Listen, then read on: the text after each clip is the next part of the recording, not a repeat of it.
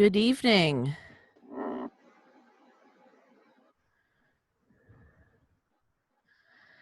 Let's see who we've got here. Cheyenne, and I don't know who family is. Who's family? Who's our second person with you? I see Cheyenne. I see you there. Let's see who else is here. Okay. Well, welcome.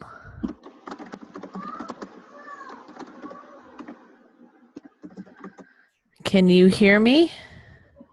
There's Christina. Can you hear me, Christina? Christine? Yeah, and Cheyenne? Okay. All right. Excellent. I was watching to see if my little microphone was turning green. Let's see. So it looks like we are. Let me get rid of this. Looks like we are together. Let me get to my course. Can you guys see the course home now? Yes. Okay, excellent. All right. Well, welcome to week number 2 for class. It's amazing how quickly these weeks go by, and we are now already into our second week. And I've been doing some grading for the week 1 work. We are going to, when I'm done here tonight, I'm going to go ahead and work on getting your week 1 papers graded for those of you who have already turned that in. Now, we've got 2 discussion questions, and I see, let's see, Allison, Christine, Mindy, Henry, and Ashanti have already posted for that one. And then there's another discussion question and your quiz and your paper, kind of a typical looking week. But we'll go ahead and talk about these items. And then I also want to talk about the chat for week number 3. I am going to be out of the country starting next Sunday. And I will be in a place where I'll hopefully have some spotty internet access.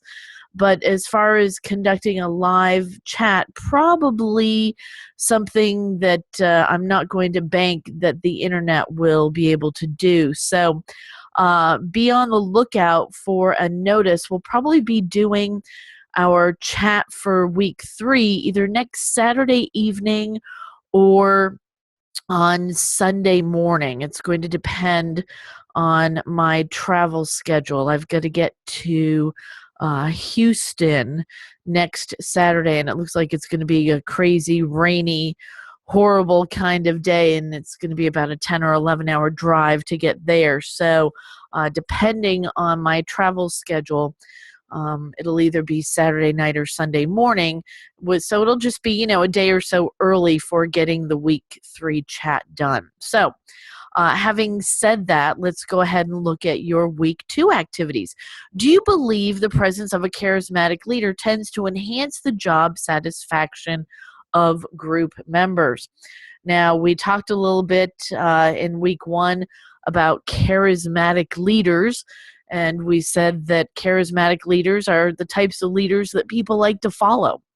There are just some people that when they open their mouth and they speak, just their presence, the way they act, the way they look, the way they carry themselves really makes other people want to follow them. It certainly helps if there's a good message as well. But what do you guys think? Do you think that the presence of a charismatic leader tends to enhance job satisfaction? Can either of you think of someone who you've worked with or worked for before who was very charismatic? Can you think of anyone like that? Let me unmute you guys. What do you think? Christine, I don't know if you both have the ability to speak or not, if you've got microphones. Cheyenne, what do you guys think? Anybody that you've ever worked for who was very charismatic, who made the job a lot easier? Are you able to hear me? Yep, I don't know who's speaking. Oh, there's Christine. Okay. Yes, that's Yeah, me. go ahead, Christine. Hi, how are you? Yeah, actually, my previous employment, I went to a school district. I was working He was a very charismatic person. I don't know, Christine, I don't know where you are because there's a lot of like background noise, so you're cutting in and out. So I don't know if there's a place where you can go where it's quieter. Or is Oh, that Cheyenne? Is that the background noise? I'm hearing background noise from somebody. not me. I'm in a quiet place. Nothing on. Okay. All right. Let me. Okay. Christine, go ahead. Yeah, so I my previous employment through the school district, um, the principal of the school, he was a very charismatic leader. He was very personable. He always tried to interact with all of us, and he just made it a really good place to work. It was really enjoyable. So it was enjoyable because what was he was friendly, he was outgoing, he made you feel valued. It made you feel like you wanted to go to work in the morning and hear what he had to say, and maybe it made it easier to take directions from someone Yes, who very much so. was it. Do you think that people respected him more than? They did. I could definitely tell from the previous principal because it was his actual first year. I could tell a big difference from the previous principal to him because of, um, just not being, not that he wasn't strict and he didn't adhere to discipline. It was just he made you feel comfortable. He made, you were able to talk to him about certain things. Okay, all right. Cheyenne, can you hear now? I see you trying to talk, but I don't hear you speaking. I can see the microphone going though. Yep, I can hear background noise, and I think that is you, Cheyenne. I don't think it's Christine, because if I mute you, let's see. Then Christine, go ahead and talk. I think I can hear you when you talk. Yeah, no, I don't have anything going on. Okay. All right. Good. They're in the other room. Okay. You've sent them packing. All right. Okay, so Cheyenne, I think it's yours that seems to have the background noise. So we'll see if we can leave it off and see what that does. Okay, so Christine, you said you think that people were. Do you think that productivity was better because he was a charismatic leader? I do. I feel that we got a lot more accomplished. I feel that the communication in the job setting was much better.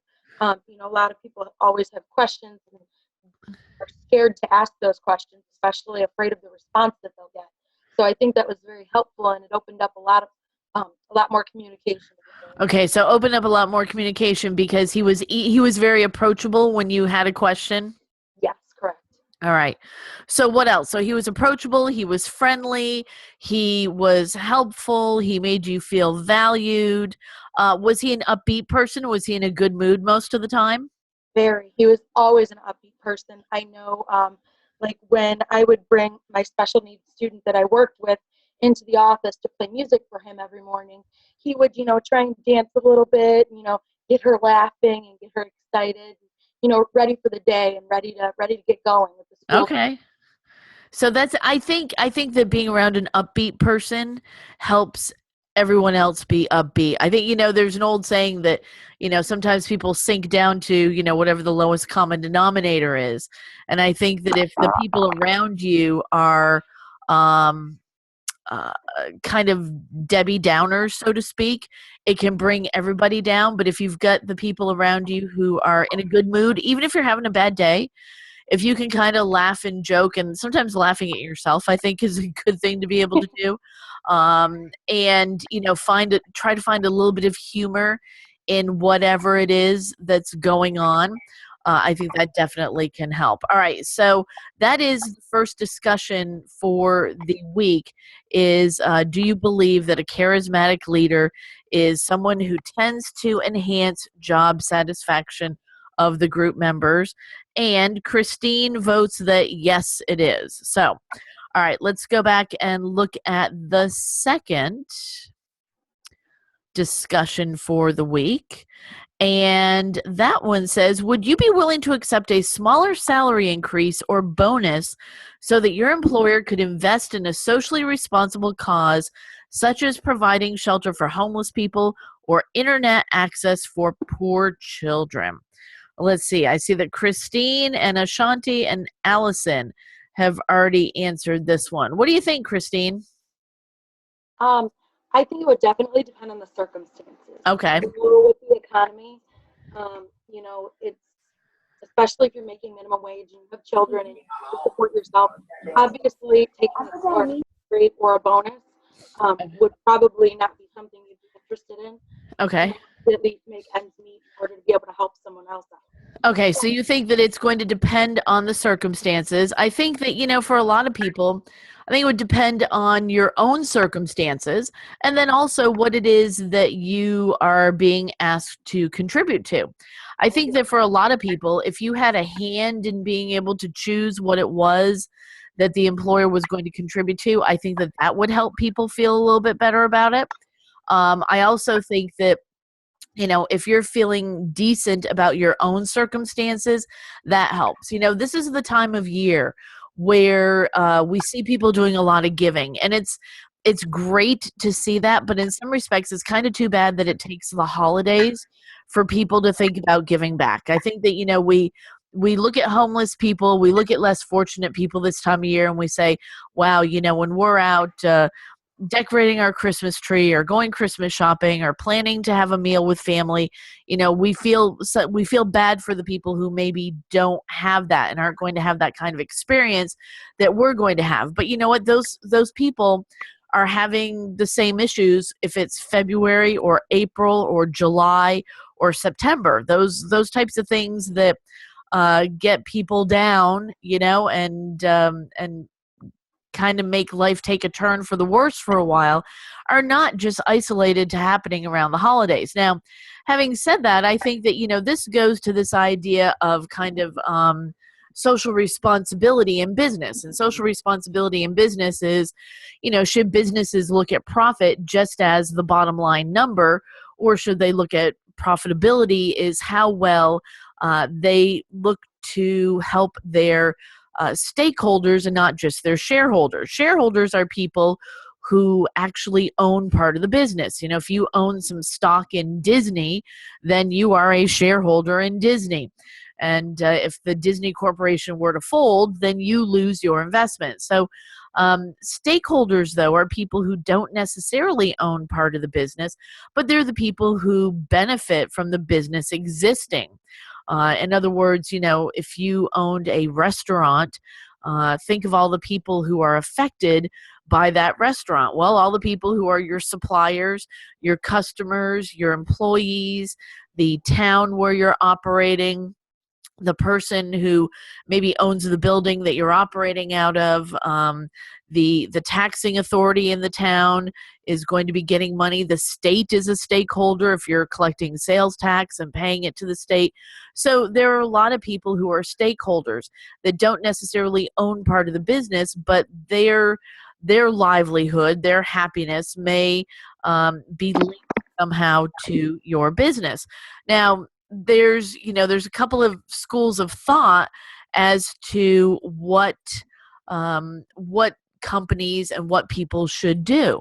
If you look at this concept of social responsibility in business, then the idea is, yes, companies should try to give back, not just to the people who own part of the company, but to all the people who are affected by the company. But then if you take this from a purely economic standpoint, if you look and see what economists say, those people who, really are the ones that crunch the numbers, their take has always been that businesses exist for one reason and one reason only, and that is to make a profit, and that profit should be given to the people who own the business. So pure economists don't particularly go for this idea of social responsibility. They're more of the idea that, you should give the profit to the people who own the business. And then if they want to spend their profit going out and building a wing on a hospital or giving 20% of their earnings to a charity or supporting the local regional ballet, that is up to them. That you should give the money to the people who have the skin in the game, so to speak, and then let them decide what kind of philanthropic deeds they want to participate in, that it's really not fair to the people who own the business to kind of force this idea of social responsibility on the business, and to take money out of the pockets of the people who own the business. So this is kind of taking that concept to a more personal level, down to the employees. Do you ask the employees to give of their salary or their bonus in order to help other people, or do you pay the people what they're worth and what their bonus says that they would be earning, and then allow each person to decide how they want to be philanthropic? So, I think when you see a question like this, the automatic assumption is, well, gee, if I don't say yes to this, I'm going to kind of look like a jerk to other people, because, if someone says, oh, don't you want to help people who are less fortunate? And you come out and say, well, no, I really don't. Doesn't that make me look selfish? Well, I think there's a difference between saying I absolutely don't want to help other people and I would like to be in control of me getting what I'm worth in my workplace, and then deciding how I'm going to choose to participate in giving back to the community. So I always kind of caution people when they look at this question, if you don't believe that you would be willing to accept something smaller, um, don't be ashamed to say that. Don't worry that people are going to jump on you and say, oh, gee, you must be a selfish person, because this is the type of question that separates the good people from the not so nice people. So having said that, that is your discussion question for the second discussion of the week. Anything that you want to add to that, Christine?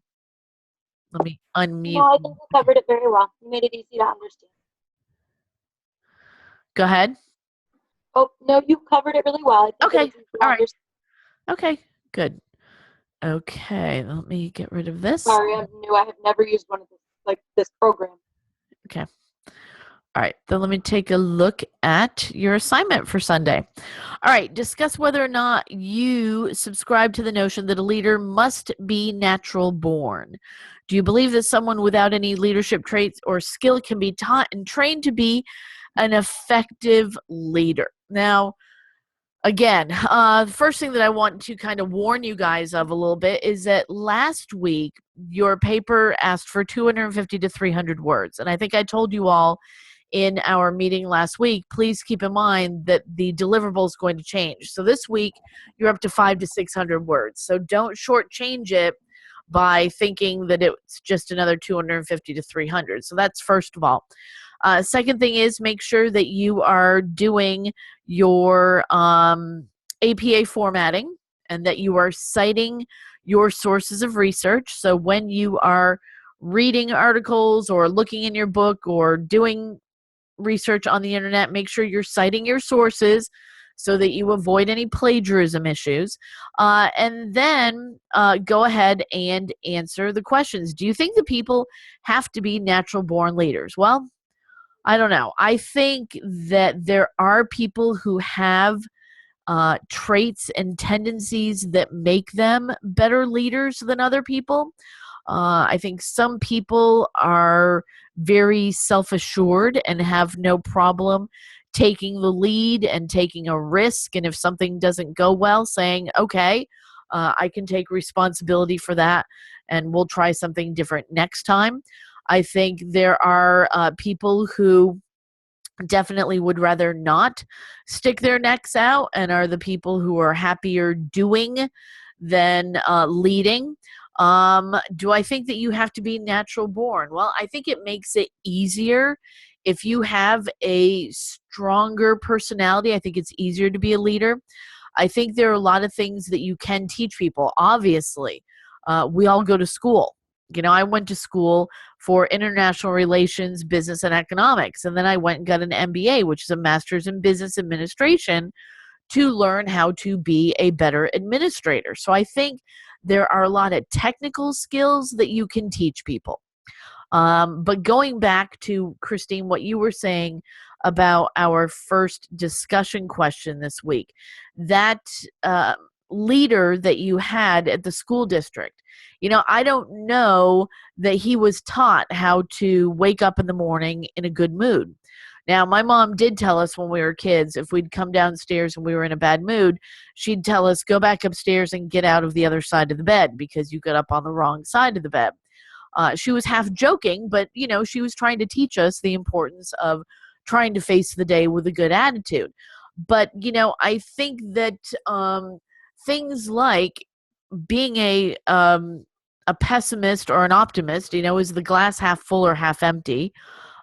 Trying to see the bright side of things, getting up in the morning, ready to face the day, wanting to see the good in people. I don't know sometimes if those are things that you teach people or if those are things that are more inherent in a person. Now, have we all had jobs where we've had to do things that were maybe outside of our comfort zone? Probably. And have we been in situations that we were uncomfortable with, that we had to act in a way that maybe is a little different than we normally would have reacted? Absolutely. Do you want to have to do that on a daily basis, day in and day out, for your career for years and years and years? I would say probably not. So to that, I would say that, can you teach someone and train them to be an effective leader?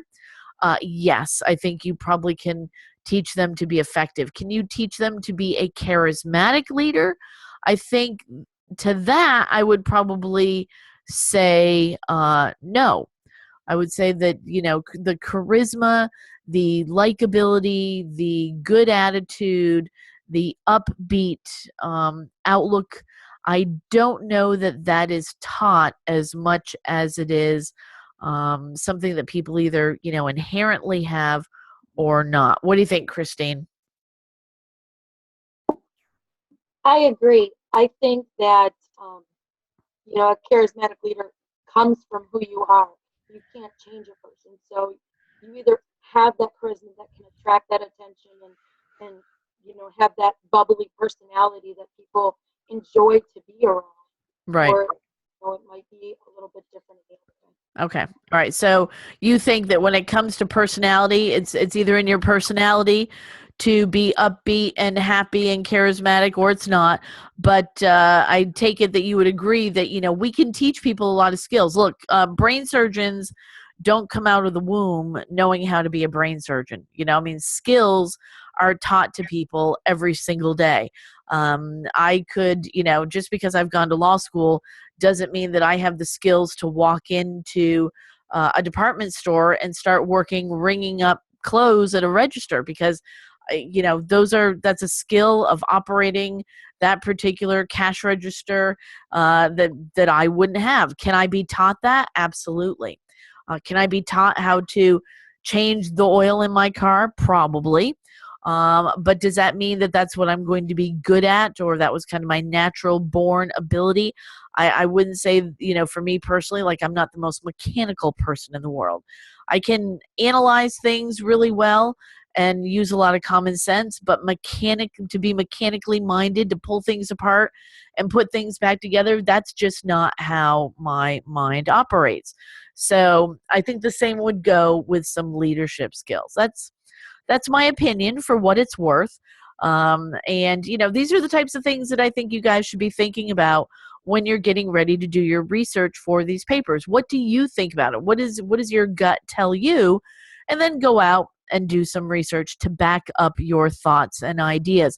People will say to me, well, I didn't put any sources of research down because it was all my own ideas. Well, but your own ideas, you still have to be able to back up in an academic setting to show that you have done some research and found something that does back up your thoughts and ideas. So, all right. So having said that, those are the things that I wanted to cover with you for week 2. And again, I just want to remind everybody to be on the lookout for a notice, probably by Friday or Saturday, that I'll either be doing our meeting for week 3 Saturday night or Sunday morning, depending on, like I said, my traveling and the weather, and if and how I get where I need to be by a certain time. But it will be done a little bit early.